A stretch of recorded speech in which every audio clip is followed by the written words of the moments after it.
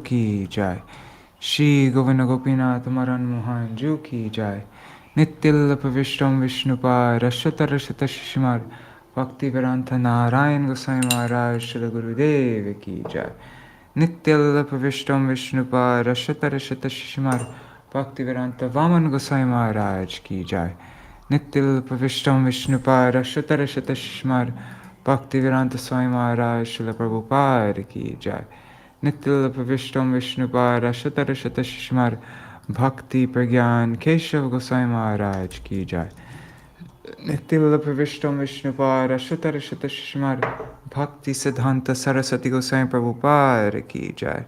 नित्यल्लभ विष्णु महाभागवत श्री गोक्षर बाबूजी महाराज की जय। नित्यल्लभ विश्व श्री सच्चिदानंद भक्ति विनोद ठाकुर की जय। नित्यल्लभ विष्णु वैष्णव सार्वभौम श्री रघुनाथ दास बाबूजी महाराज की जय। श्री रूपानुगौर्य गुरु वर्ग की जय।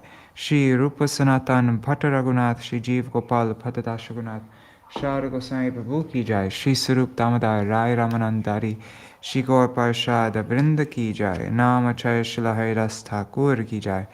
प्रेम से कहो श्री कृष्ण चैतन्य प्रभु नित्यानंद श्री अद्वैत गदाधर शिवासरी गौर भक्त वृंद की जय। श्री क्षेत्र मंडल गौर मंडल व्रज मंडल मथुरा वृंदावन धाम की जय। सर्व अभिष्ट प्रदाते गिरिराज महाराज की जय। श्री राधा कुंड श्याम कुंड की जय। श्री यमुना देवी गंगा देवी की जय। श्री तुलसी महारानी वृंद देवी की जय। श्री भक्ति देवी की जय। श्री पूर्णमासी योग माय की जय। श्री गोपेश्वर महादेव की जय। श्री हरिनाम संकीर्तन की जय। अनंत कोटि वैष्णव वृंद की जय। ग्रंथराज श्रीमद् भागवतम की जय। श्री विश्वनाथ चक्रवर्ती ठाकुर की जय। सारथ-दार्शनिक वृत्ति की जय। श्री हरिनाम संकीर्तन की जय। अनंत कोटि वैष्णव वृंद की जय। श्री निताय गौर प्रेमानंदे हरि हरि बोल। ओम ज्ञानतिमिरन्धस्य ज्ञानाञ्जनशलाकया चक्षुरुन्मिलितं येन तस्मै श्रीगुरुवे नमः। नमो ॐ विष्णुपदाय राधिकाय प्रियात्मने श्रीमद्भक्तिवेदान्त नारायणेति नामिने। नमो ॐ विष्णुपदाय कृष्णपृष्ठाय भूतले श्रीमते भक्तिवेदान्त स्वामिनिति नामिने। वंशकल्पतरुभ्यश्च कृपा सिन्धुभ्य एव च पतितानां पावनेभ्यो वैष्णवेभ्यो नमो नमः। नमो महावदन्याय कृष्णप्रेमप्रदायते कृष्णाय कृष्णचैतन्य नाम्ने गौरतिशे नमः। कुर्वे गौरचन्द्राय राधिकाय तदालये कृष्णाय कृष्णभक्ताय तरभक्ताय नमो नमः। यं प्रव्रजन्तमनुपेतमपेतकृत्यं द्वैपायनो विरहकातर आजुहाव पुत्रेति तन्मयतया तरवोऽभिनेदुस्तं सर्वभूत हृदयं मुनिमानतोऽस्मि। नारायणं नमस्कृत्य नरं चैव नरोत्तमं देवीं सरस्वतीं व्यासं ततो जयमुदीरयेत्। शृण्वतं स्वाकथा Krishna पुण्यश्रवणकीर्तन हृदन्तस्थो ह्यभद्राणि वेदुनोति सुहृत्सतम्। Sorry. Nashtaprayeshvabhadreshu nityang bhagavata sevaya bhagavatyuttama-shloke bhaktir bhavati naishtaki tavaivasmi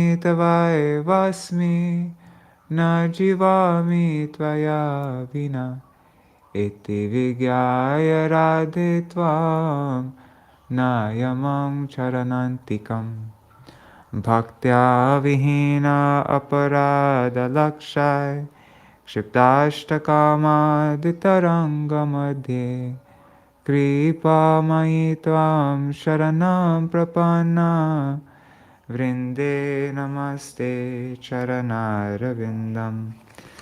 Bhaja Shri Krishna Chaitanya Prabhu Nityananda Shri Advaita Gadadhar Shivasari Gaur Bhakta Vrinda. Hare Krishna Krishna Krishna Hare Hare, Hare Ram Rama Rama Rama Hare Hare.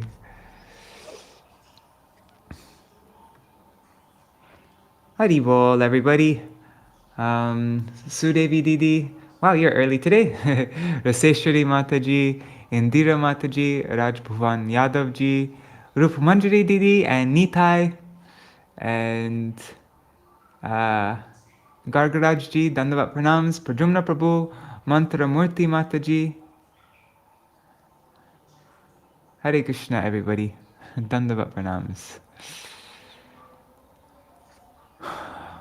All right, so we're continuing on. I think we've made it up to, we'll see. I think this is the 8th question, though. No, 9th question. Now let's see. Let's go through the questions. And something I was just thinking I'd like to do is go through the questions and go through the main verses, like the main answers to these questions. But okay. So Canto 11. Once the sages, including Viśvanātha, Durvasa, Kashyapa, Angira, Vasishta, Narad, and others, went to a holy place called Pindaraka after performing a ritual at Vasudev's house. By Krishna's desire, in a playful mood, the young boys of the Yadu family dressed Krishna's son Samba as a pregnant woman and inquired from the sages about the fruit of Samba's fictitious pregnancy. Feeling disrespected, the sages cursed the mocking boys. They said, "You fools! She will give birth to a club that will destroy your dynasty." Shocked, the boys immediately lifted the garment from Samba's abdomen and, to their astonishment, found a club. The boys were terrified and hastily brought the club to King Ugrasen and narrated everything. On the regretful king's order, the club was ground to powder and thrown into the ocean. But as Providence would have it, the waves carried all the bits of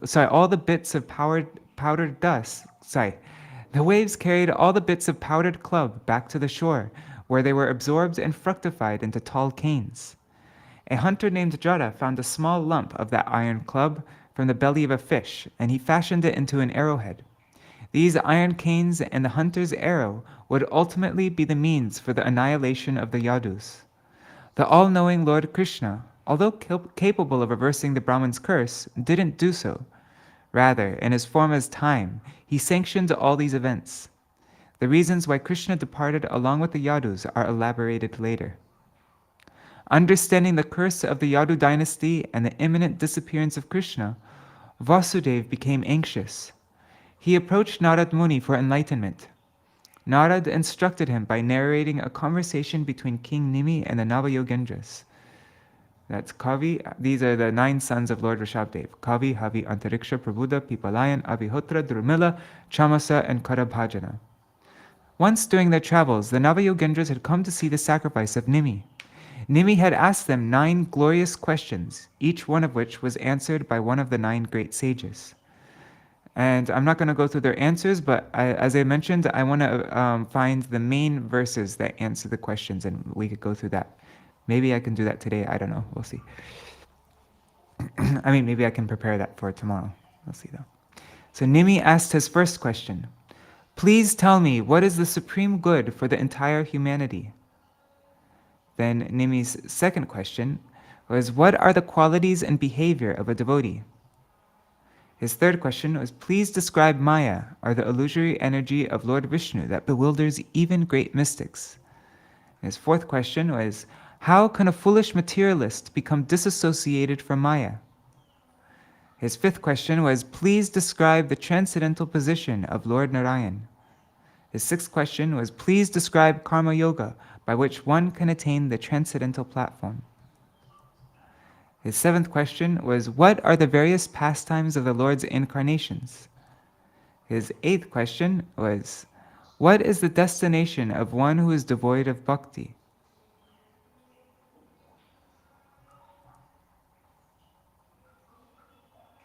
And then his ninth question are, what are the different Yuga avatars of the Lord? What is the process of worshipping them?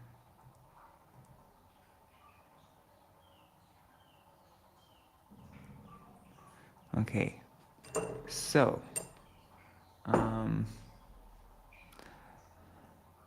Haribo Maharaj, Sajan Maharaj, Dandavat Pranam, and also Madhavi Didi. Hare Krishna. All right, so now let's go to, let's read the 18 verses that we went over. Give me a second here. View bookmarks.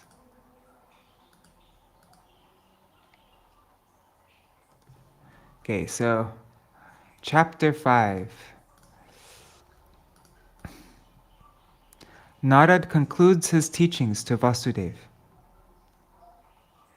So King Nimi, so this is what we read yesterday, I'm just catching us up. King Nimi further inquired, "My dear Yogendras, all of you are most perfect in knowledge of the science of the self. Therefore, kindly explain to me the destination of those who for the most part never worship the Supreme Personality of Godhead, Hari, who are unable to quench their material desires, and who are not in control of their own senses."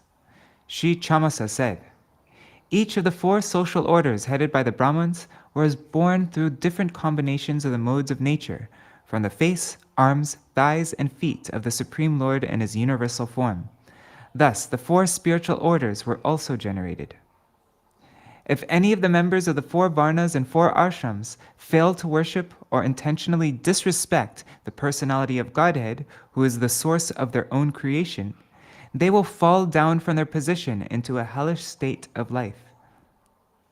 There are many persons who have little opportunity to take part in discussions about the Supreme Personality of Godhead Hari, and thus it is difficult for them to chant his infallible glories. Persons such as women, Shudras, and other fallen classes always deserve the mercy of great personalities like yourself. On the other hand, Brahmanas, members of the royal order, and Vaishyas, even after being allowed to approach the lotus feet of the Supreme Lord Hari by receiving the second birth of Vedic initiation, can become bewildered and adopt various materialistic philosophies. Ignorant of the art of work, such arrogantly proud fools, enchanted and enlivened by the sweet words of the Vedas, pose as learned authorities and offer flattering entreaties to the demigods. Due to the influence of the mode of passion, the materialistic followers of the Vedas become subject to violent desires and are excessively lusty. Their anger is like that of a snake. Deceitful, overly proud, and sinful in their behavior, they mock the devotees who are dear to Lord Achyuta. The materialistic followers of Vedic rituals, giving up the worship of the Lord, instead practically worship their wives, and thus their homes become dedicated to sex life. Such materialistic householders encourage one another in such whimsical behavior. Understanding ritualistic sacrifice as a necessary item for bodily maintenance, they perform unauthorized ceremonies in which there is no distribution of foodstuffs or charity to the Brahmins and other respectable persons. Instead, they cruelly slaughter animals such as goats without any understanding of the dark consequences of their activities. So lots of goat killing here in Bengal, especially on, anyways. The intelligence of cruel-minded persons is blind, goat sacrifices to Kali. Anyways, the intelligence of cruel-minded persons is blinded by false pride based on great wealth, opulence, prestigious family connections, education, renunciation, personal beauty, physical strength, and successful performance of Vedic rituals. Being intoxicated with this false pride, such cruel persons blaspheme the Supreme Personality of Godhead and his devotees. The Personality of Godhead is eternally situated within the heart of every embodied being. Still, the Lord remains situated apart, just as the sky, which is all-pervading, does not mix with any material object. Thus the Lord is the supreme worshipable object and the absolute controller of everything. He is elaborately glorified in the Vedic literature, but those who are bereft of intelligence do not like to hear about him. They prefer to waste their time discussing their own mental concoctions, which inevitably deal with gross material sense gratification such as sex life and meat eating. In this material world, the conditioned soul is always inclined to sex, meat eating, and intoxication. Therefore, religious scriptures never actually encourage such activities. Although the scriptural injunctions provide sex through sacred marriage, for meat eating through sacrificial offerings, and for intoxication through the acceptance of ritual cups of wine, such ceremonies are meant for the ultimate purpose of renunciation. It's to regulate, to control these propensities. The only proper fruit of acquired wealth is religiosity, on the basis of which one can acquire a philosophical understanding of life that eventually matures into direct perception of the absolute truth, and thus liberation from all suffering. So the basis of all these things is that one will eventually acquire a philosophical understanding that matures into direct perception of the absolute truth, and thus liberation from all suffering. Sorry, I just wanted to reread that.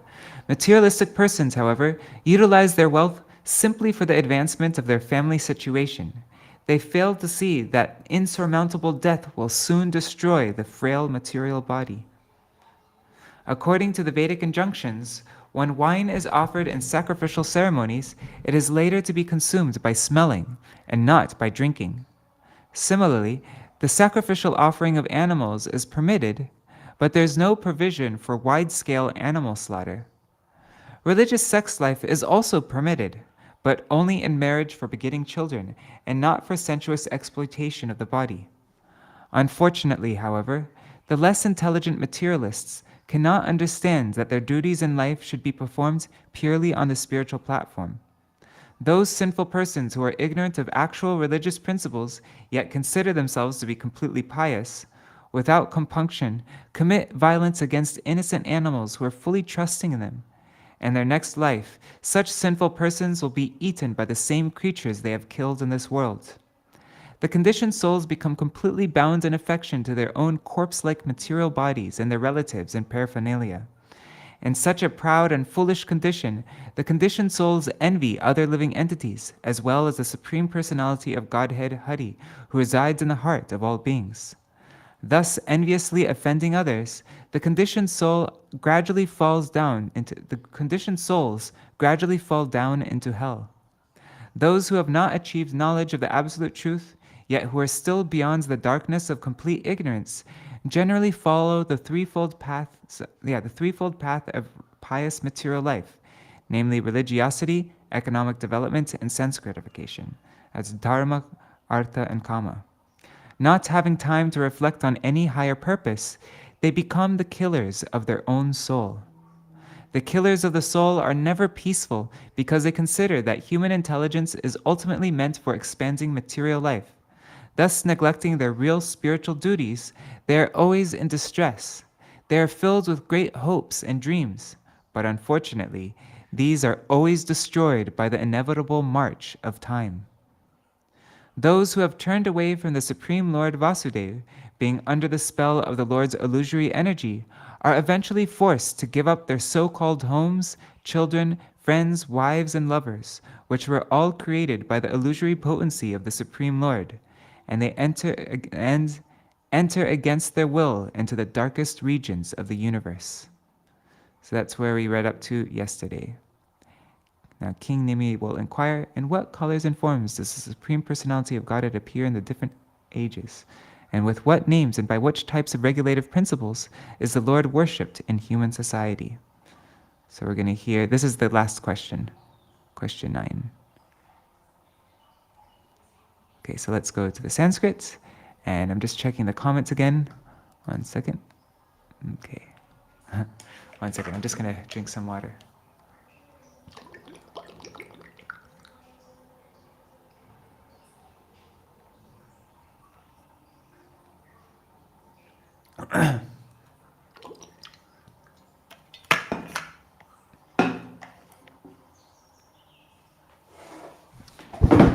Śrīla-Jovacha.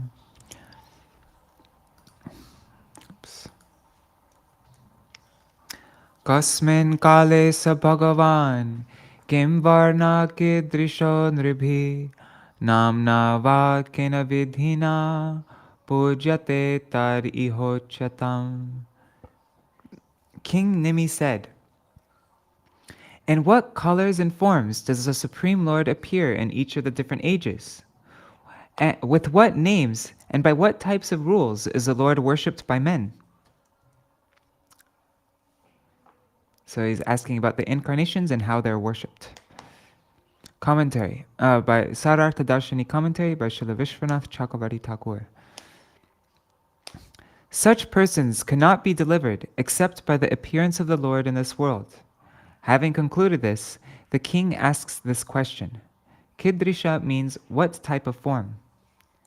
Śrīkara-bhājana uvacha Kritam treta dvaparang cha kalir itteshu keshava nana varna bhidhakaro nanaiva vidine jate. Karabhajana said, in each of the 4 yugas, in Krita, Treta, Dwapar, and Kali. I guess Krita is another name for Satya. So in each of these 4 yugas, the Lord appears with various complexions, names, and forms, and is worshipped by various processes. Krite shuklas chatur bahur jatilo vakalambara Krishna jino pavitakshan bibhradanda kamandalu. In Satya Yuga, the Lord is white and 4-armed, has matted locks, and wears a garment of tree bark. He carries a black deerskin, a sacred thread, prayer beads, and the rod and water pot. Commentary. He is white in color and is called Shukla. He wears a deerskin and sacred thread. Manushyastu tada shanta nirvaira suhrida sama yajanti tapasa devam shamena cha damena cha. People in Satya Yuga, being peaceful, non-envious, friendly to every creature, and steady in all situations, worship the Supreme Lord by meditation and by internal and external sense control. Commentary. Tapasa means by meditation.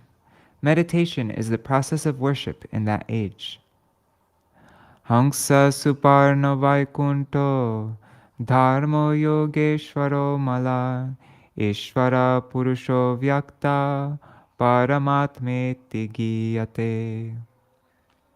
In Satya Yuga, the Lord is glorified by the names Hangsa, Suparna, Vaikunta, Dharma, Yogeshwar, Amala, Ishvara, Purusha, Avyakta, and Paramatma. Commentary.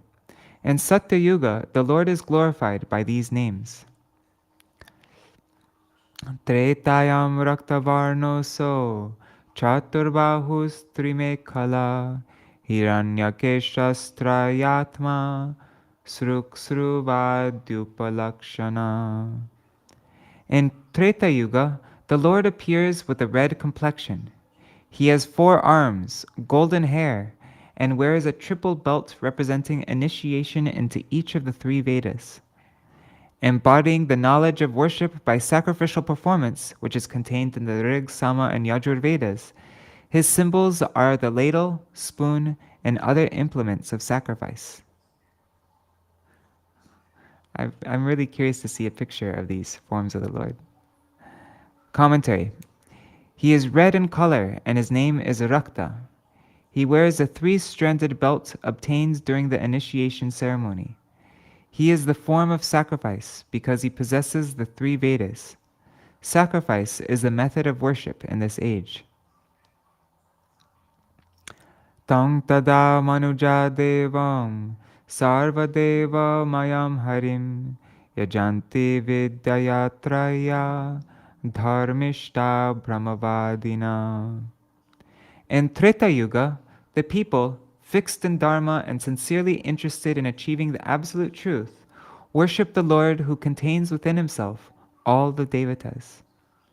Vishnur Yagya Prishni Garbha Sarvadeva Urukrama Vrisha Kapir Jayantascha Urugaya itiryate. In Treta Yuga, the Lord is glorified by the names Vishnu, Yagya, Prishni-garbha, Sarvadeva, Urukrama, Vrishakapi, Jayanta, and Urugai. Dvapare Bhagavashyama Pitavasa Nijayudha Śrīvatsadhi Virankaischa Lakshanar Upalakshita.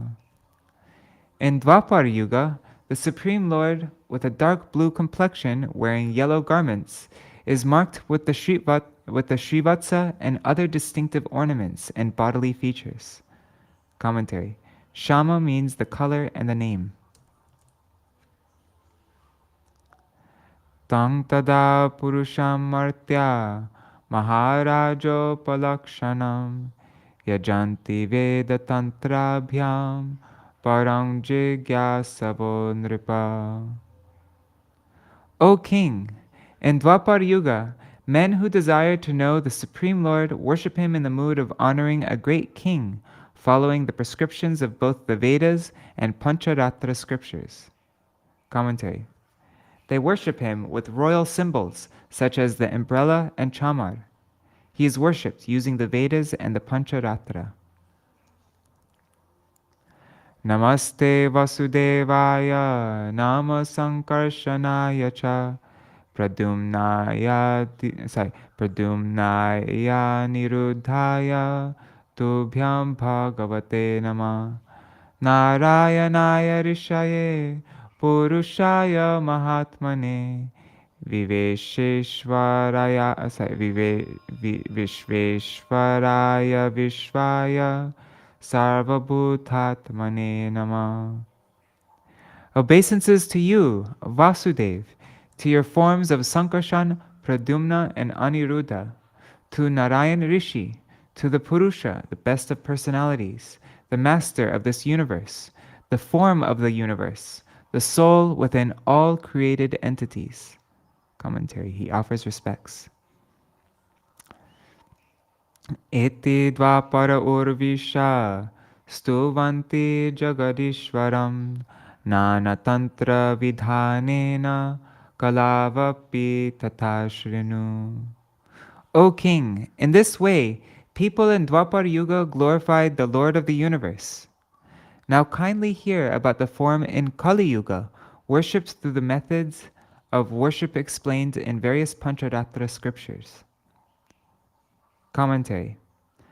Prahlad has said, Itam ritiryag rishideva Yuga-Avataras lokan vibhavayasihangsi jagat pratipan dharman mahapurushapashi yuganuvrittam channa kalo yadabhavas triyugotasatvam.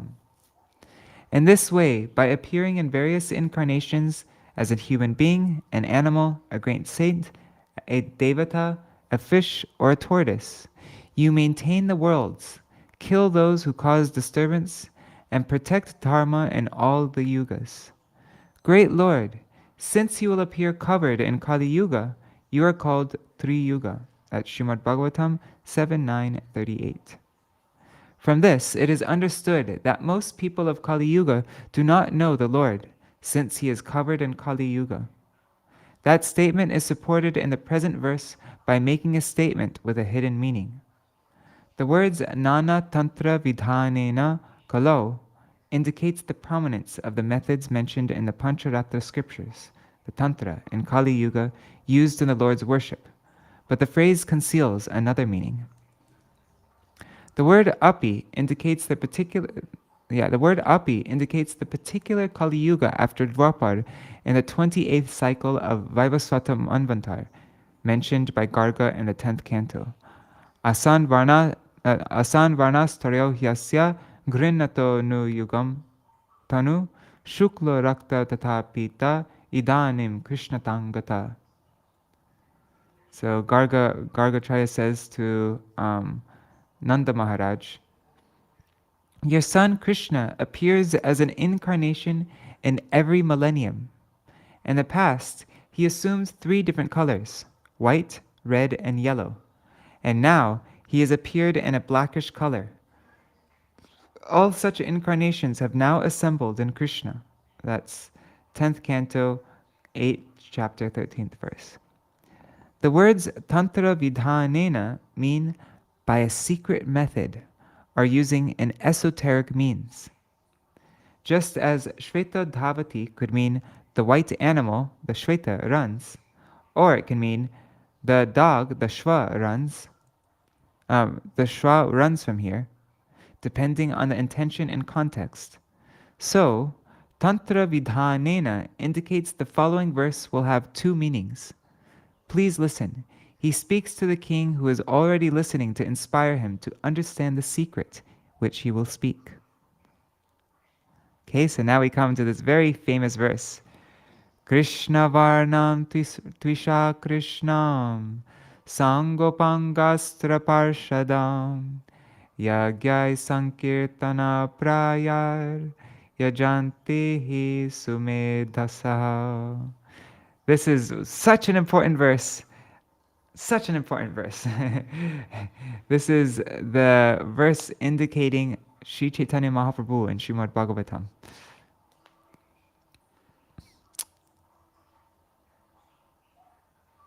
But, oh my God, this seems to be a mistranslation though. Anyways, I'm going to read this, but then we'll read a better translation. The intelligent people worship the Lord, black in color, but shining with brilliance, who is accompanied by his associates, weapons, major and minor limbs, chiefly through chanting. Those who understand the confidential meaning of scriptures worship the Lord who is black internally and golden externally, who is accompanied by his associates, weapons, major and minor limbs, chiefly through chanting. Okay. Do we want to see a different translation though? Let's see a different translation. One second. Let me just open up Bhajanahasya. One second. Just need to find Bhajami Kali. No, okay. Krishna there. Okay, let's.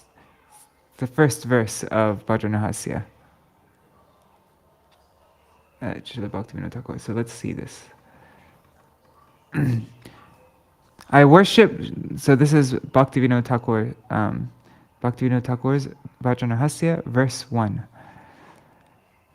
I worship, and only the last line he changes to Bhajami Kalipavanam instead of Yajantihi Sumedasa. So, I worship Shri Gaurangadev, who delivers the living entities of Kali Yuga, who is Kali Pavana, through the congregational chanting of the Lord's holy names, Shri Nam Sankirtan Yagya. He describes the name, form, qualities, and pastimes of Shri Krishna. He performs kirtan of the two syllables Kri and Shna. His complexion is fair, it's Akrishna. He is surrounded by his Angas, his associates meaning Sri Nityananda Prabhu and Sri Advaita Prabhu. And also his Upangas, his servitors, meaning Srivas Pandit and other pure devotees. And his Parshadas, his confidential companions like Sri Sarup Damodar, Sri Rai Ramananda, Sri Gadadhar Pandit, and the 6 Goswamis. And he is endowed with his weapon, his astra, of Harinam, which destroys ignorance. And then in the commentary, it says, a verse similar in meaning to text 1 is found in Śrīmad-Bhāgavatam 11.5.32, which we just read. Krishna Varnam Tusa Krishna Sangopangarsta Parashadam Yagyai Sankirtana Prayar Yajanti Hi Sumedasa. The whole verse is the same except for the last line. It says Yajanti Hi Sumedasa, which means intelligent people worship him by, that's what it means. Yajanti Hi Sumedasa means intelligent people worship him. So in the age of Kali, Krishna appears with a golden complexion, Akrishna. He is constantly singing the two syllables, Kri and Shna. and he is accompanied by his associates, servitors, weapons, and confidential companions. Intelligent people worship him by performing Sankirtan Yagya.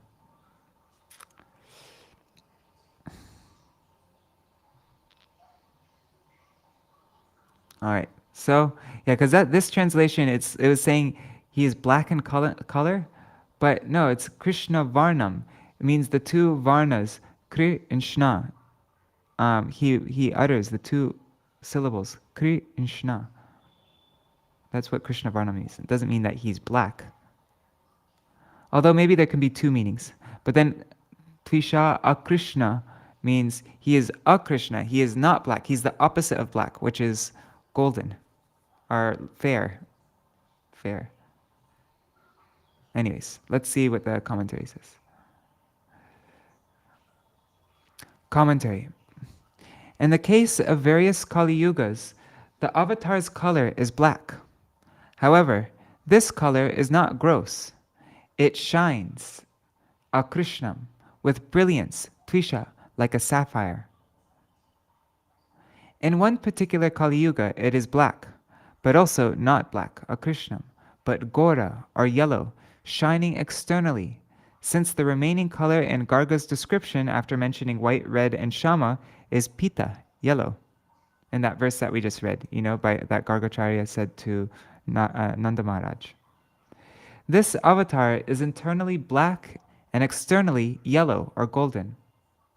Another meaning of Krishna Varna is he speaks about the pastimes of Krishna. The phrase Sango Pangastra Parshadam has the same meaning for both the normal Kali Yuga avatars and the covered form. The intelligent people worship this form by the path of service, predominated by Sankirtan. Only those who have splendid intelligence, those who are Sumedasa, who understand the real meaning of the statement of Garga, Tata Pita Idanam Krishnatam Gata, in Śrīmad-Bhāgavatam 10:8-13, and Prahlad's words Channa Kalo in Śrīmad-Bhāgavatam 7:9-38, and Kalav Api Tata Shrinu, which was the previous verse. Those intelligent people worship the form of Lord Chaitanya and not others. Those intelligent people who understand the hidden meaning behind these three Śrīmad-Bhāgavatam verses. They worship the form of Lord Chaitanya and not others. Just want to see the comments.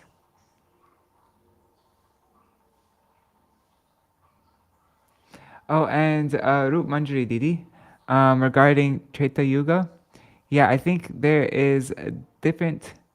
Ram didn't appear in this last Treta Yuga, but he appeared in another Treta Yuga, right? I don't know. So not every Satya Yuga the Lord appears in the same form. Every Satya Yuga is a different form, and same thing with Treta Yuga and Dwapar and Kali. And actually, usually Dwapar comes after Satya Yuga, and then Treta Yuga comes before Kali Yuga. But this time it was switched around. Oh wait, and Gopikanta Prabhu is saying Ram is the Leela avatar of Lord Vishnu, but here is mentioned the Yuga avatar is significant for establishing principles of specific yugas. Ram wasn't appeared in this purpose, but for performing. But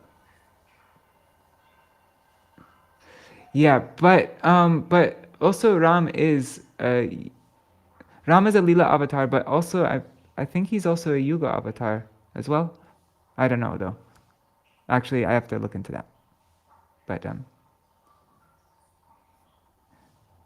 yeah, because he's definitely a Leela avatar, but I don't know if that means that I like that there's another avatar in that Treta Yuga that Ram appears in. That I think he's also the Yuga. I don't know. We have to see.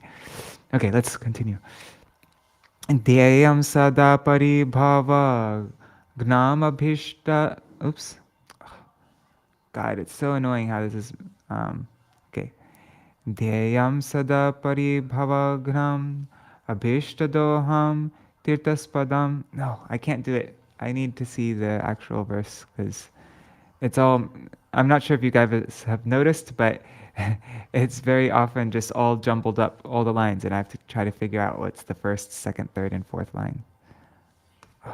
What verse is that? 33.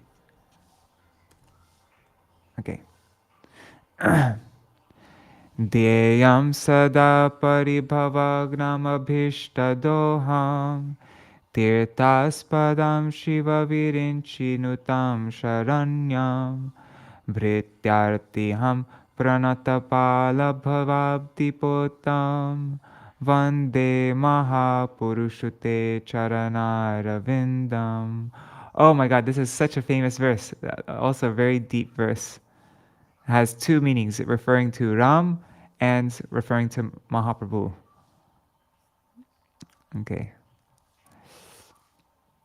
O great Purusha, O protector of one who bows down, I offer respects to your lotus feet, which are the object of constant meditation, which destroy all injury caused by the senses, which award all desires, which fulfill the results of visiting all holy places, which are worshipped by Shiva and Brahma, which are worthy of surrender, which relieve the devotee of distress, and which act as a boat to cross the ocean of material life.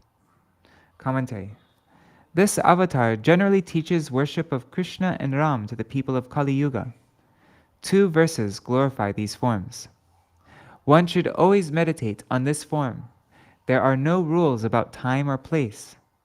As a secondary result, he destroys the injury and insult caused by the senses, wife, and other material attachments. As a secondary result, he fulfills desires. He is the abode of all holy places. By meditating on him, the results of bathing in all sacred places are accomplished. Therefore, one need not worry about the impurity caused by objects, place, and action in Kali Yuga, which are difficult to remove. Proper conduct is mentioned. Shiva and Brahma bow to him. He is easily served, and thus is the most worthy object of surrender. He is affectionate to his devotees, and thus relieves them of suffering. But he does not depend on the service of his devotees. O protector of those who bow, he protects anyone who simply bows down with the thought of doing service, but does not do the service. Even if somebody just thinks of doing service, he protects that person and doesn't actually do the service. He is the boat to cross material existence. Brahma also describes this. Tvai ambujak shikala sattva dhamni samadhina veshita chetasaike tvatpada potena mahatkritena kurvanti govatsa padam bhavabdim. O lotus-eyed Lord, by concentrating one's meditation on your lotus feet, which are the reservoir of all existence, and by accepting those lotus feet as the boat by which to cross the ocean of nescience, one follows in the footsteps of great devotees. By this simple process, one can cross the ocean of nescience as easily as one steps over the hoofprint of a calf. That's Śrīmad-Bhāgavatam 10:2-30. But the devotee is not even aware when he has crossed the ocean of material life. That is the meaning of this statement. This is a glorification of Lord Chaitanya by taking another meaning of the words. Thus, Mahapurusha means, O great person, Mahaprabhu, O Paramahamsa, best of the great sages. You are glorified by Haridas and Advaita. Shiva Virinchi Nutam. Now we come across this very famous verse glorifying Mahaprabhu also. Taktva sudustyaja suripsita rajya lakshmin dharmishta arya vachasa yadagadharanyam maya mrigam dayitayipsitam anvadhavar Vande Mahapurushate Charanaravindam. O great Purusha, I offer respects to the lotus feet of you, who gave up Sita, who is worshipped by the Devatas, and who is hard to give up. I offer respects to you, fixed in Dharma, who went to the forest obeying the words of your father, and who pursued a false deer desired by Sita. So that's the meaning in relation to Lord Ramachandra, and now here's the translation in relation to Mahaprabhu. O Mahaprabhu, I offer respects to the lotus feet of you who gave up a wife hard to give up, whose devotion to you was desired by the Devatas. I offer respects to you who, fixed in Dharma, obeyed the curse of a Brahman, who went to the forest and pursued materialistic men to give them prem by your mercy. So this verse can be translated in two ways, in relation to Lord Ramachandra and in relation to Mahaprabhu. Commentary. The Lord gave up royal Lakshmi, worshipped by the Devatas, and who is difficult to give up. He went to the forest. Why? Did he go to see weakness in his kingdom? No. Fixed in Dharma, he went out of devotion to his father, Dasharatha, following his words. He was controlled by the prem of his beloved. He followed the golden deer desired by Sita. I offer respects to that Lord. There is another meaning. He gave up his beloved Lakshmi, who is more difficult to give up than the life heirs, and whose faithful presence with her husband was desired by the Devatas. He went to the forest. Why? He went on the word of the Brahman, who tore his sacred thread while cursing him. May the happiness of your family life be destroyed. He was the best among all persons following Dharma, and thus accepted the curse of the Brahmana, thinking, the word of the Brahmana should not go in vain. Going to the forest, what did he do? He sought out persons who were chasing the form of Maya, wife, sons, and wealth. He pursued men who were absorbed in samsara. Out of great compassion, he desired to touch such persons drowning in the ocean of samsara by embracing them, in order to drown them in the ocean of prem. This indicates Lord Chaitanya's causeless mercy. I just read an explanation of this verse. I think it was by Srila Bhakti Rakshak Srila Goswami Maharaj. Let me just find it. I think it was in this book, The Golden Volcano of Divine Love. Oh, I don't have it downloaded. Oh wait, no, there it is. Let me just see if it was in here, because it was a really beautiful explanation. Let's just get the... Let me just get some words from this. Oops. Okay. Actually, let's just look up the word dharmishta. Dharmishta. There it is. Yeah, let's read this from Srila Bhakti Rakshak Srila Goswami Maharaj. Okay.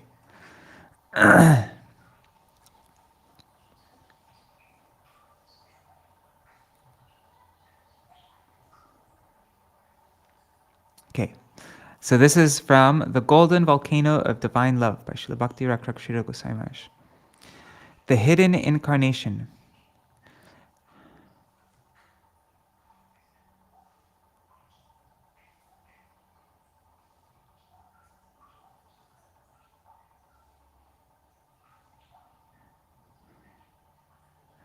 Actually, let's just read this whole section. This is because he's talking about this. And we can end with this. This is a good way, yeah. So the golden gift of the golden Lord.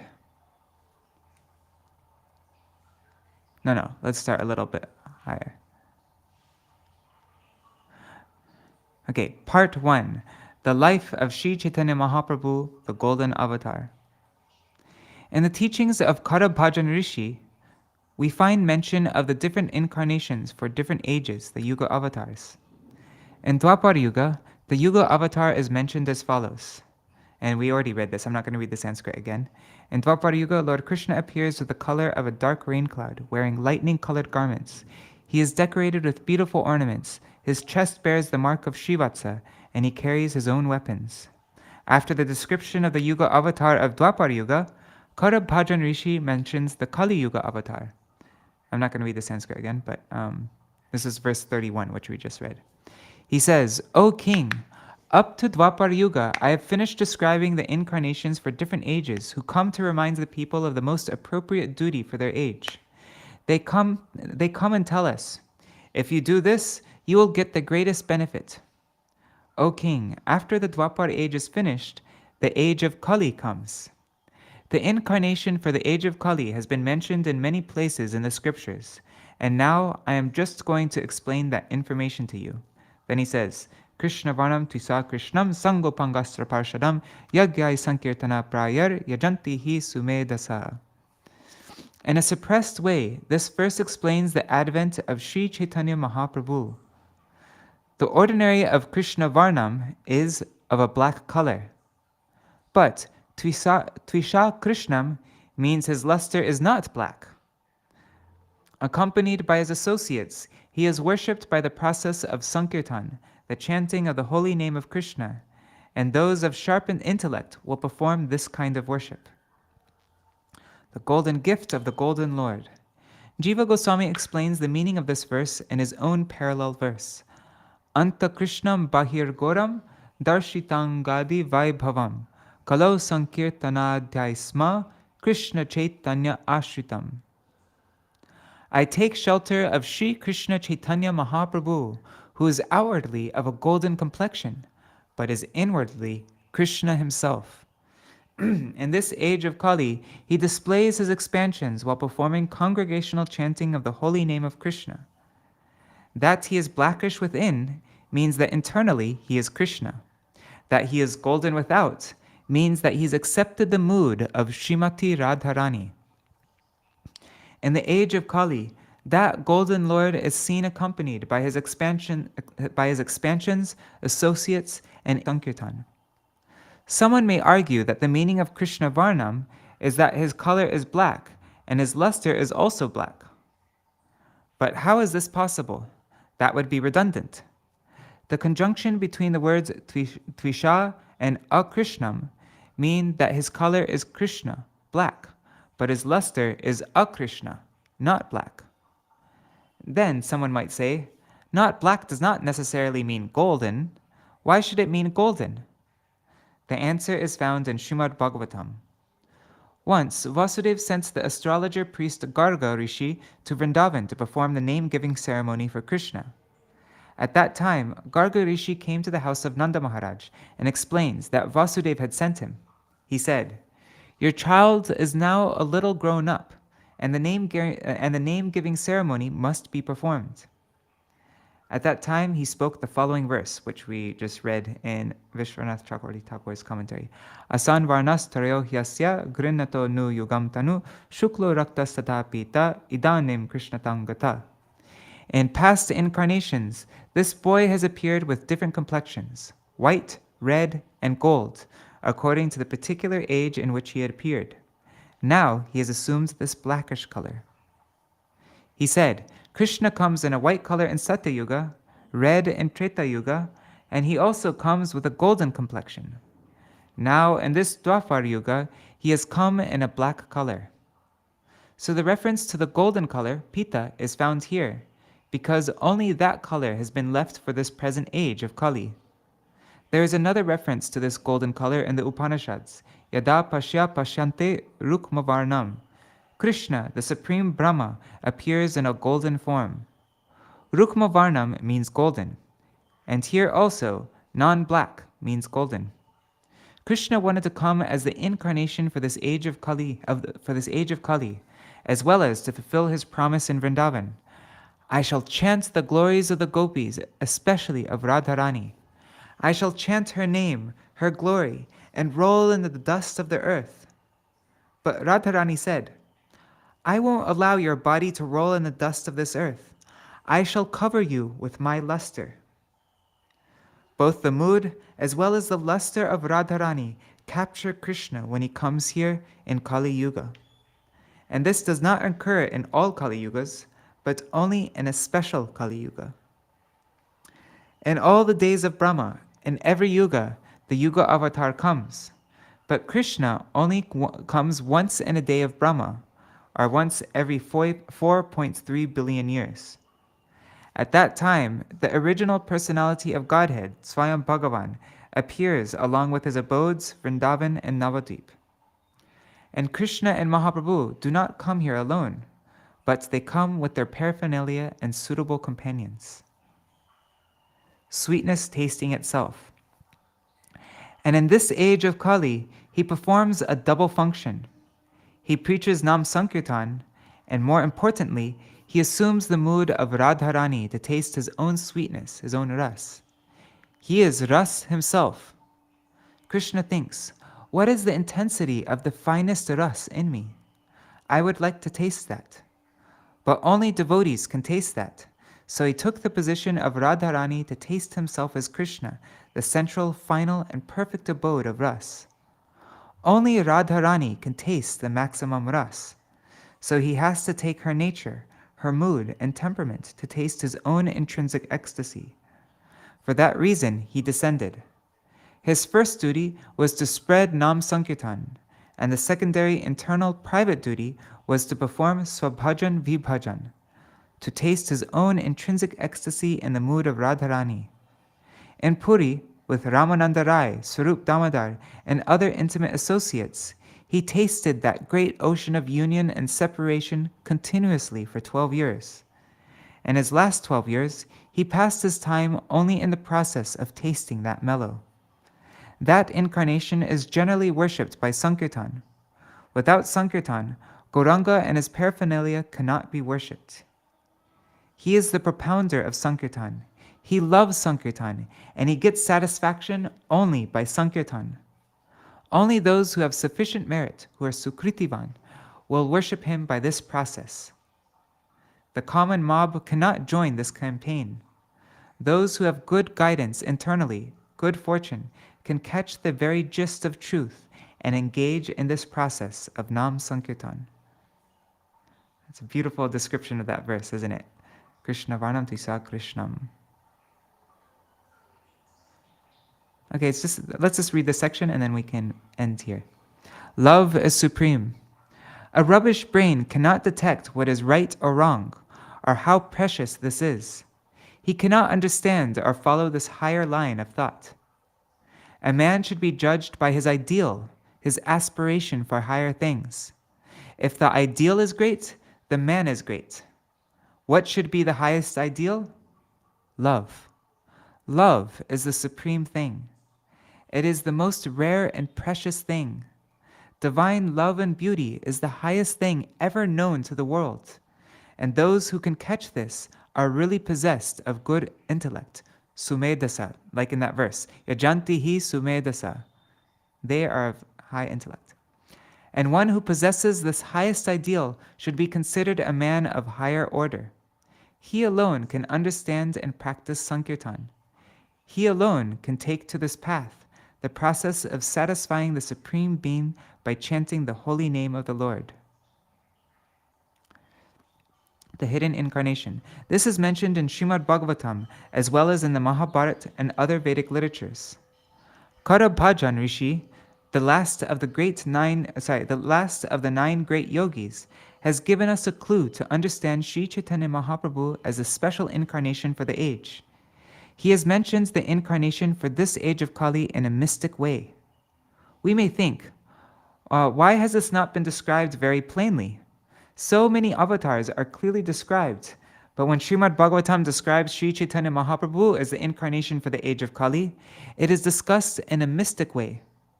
The answer is found in the teachings of Prahlad Maharaj, who says, O Lord, one of your names is Tri-Yuga, meaning one who incarnates in 3 ages, Satya, Treta, and Dwapar, but not in Kali. And why? Because the incarnation for the age of Kali is in disguise, right? He says, this is Prahlad Maharaj's words, he says, Channa kalo yad abhavas triyugo tasatvam. So it says, Channa means covered, hidden.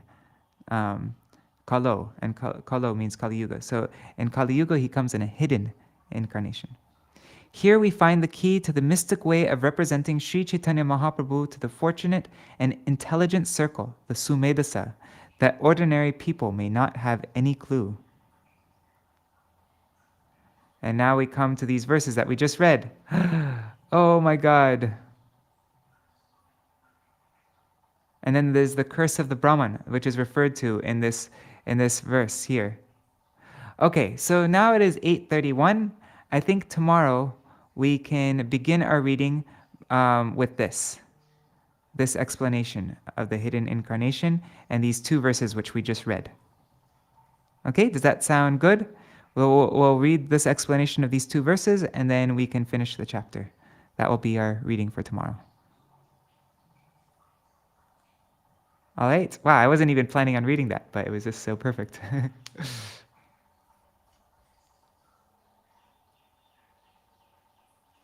Oh wow, thank you for sharing all that, Gopikant Prabhu.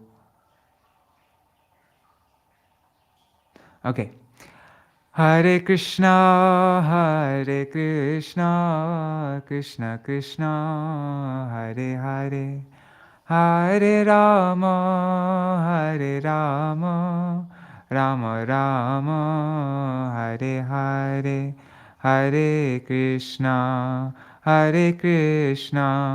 Krishna Krishna, Hare Hare, Hare Rama, Rama Rama, Hare Hare. Nitai Gaur Hari Bol, Hari Bol, Hari Bol.